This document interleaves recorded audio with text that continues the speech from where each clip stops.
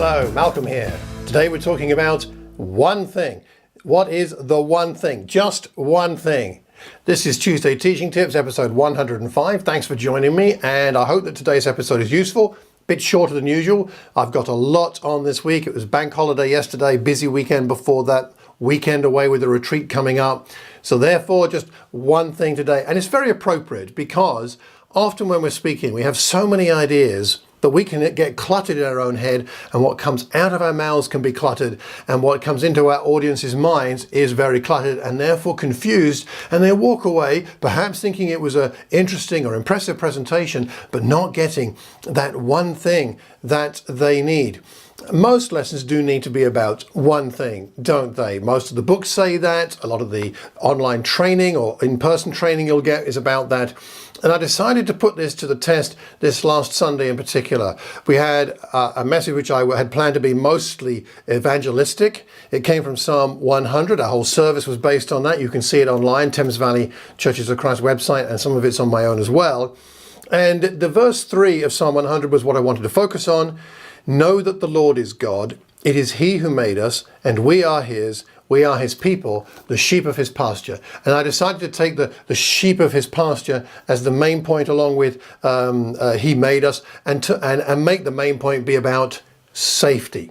When we're in Jesus' sheep pen, we're safe. And John chapter 10 and Luke chapter 15 about the lost sheep worked into that. But it was about one point, and that point was about being safe. The title was How to Be Safe. And the way I made sure that this was my main point was to make sure that it was in my subtitle points, the word safe, and also that I was using the word safe in a lot of different ways and in different contexts all the way through the lesson. Now, just before I recorded this, I decided to go back and listen to the recording of the lesson. It was about 30 minutes long. And I counted up all the times I used the word safe or safety or safely or even unsafe, and it came to 90. At least 90, there might have been a few more, but about 90 times I used the word safe in 30 minutes. That's a lot of uses of the word safe, but it left my audience with no confusion about what the point was.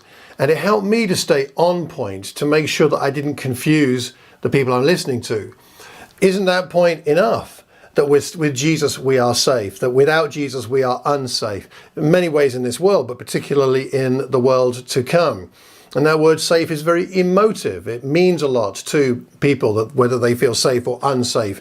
And it means a lot to the people we love, whether we feel safe or unsafe, and whether they do.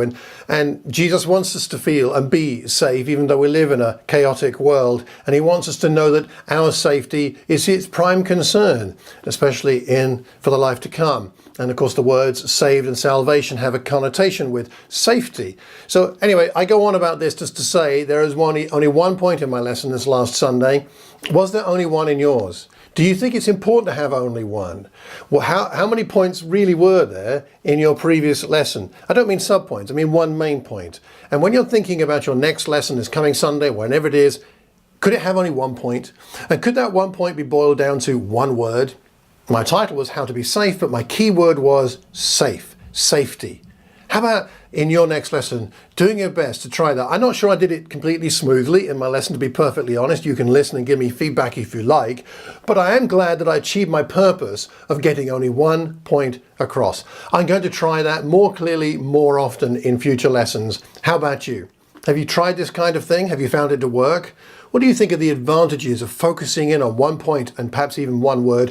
What might be the disadvantages of doing so? I would love to know. So please leave a comment wherever you hear or see this recording so that we can learn from one another. We learn best when we learn in community. Do me a favor, pass the link to this on to one other person. If you can see a like button, click it. That helps increase the visibility of these recordings. And if you haven't already subscribed to the YouTube channel, please click the subscribe button and then you'll be notified when new recordings go up online. Thanks so much. Have a wonderful Tuesday. Have a terrific Tuesday and a wonderful week. Take care and God bless.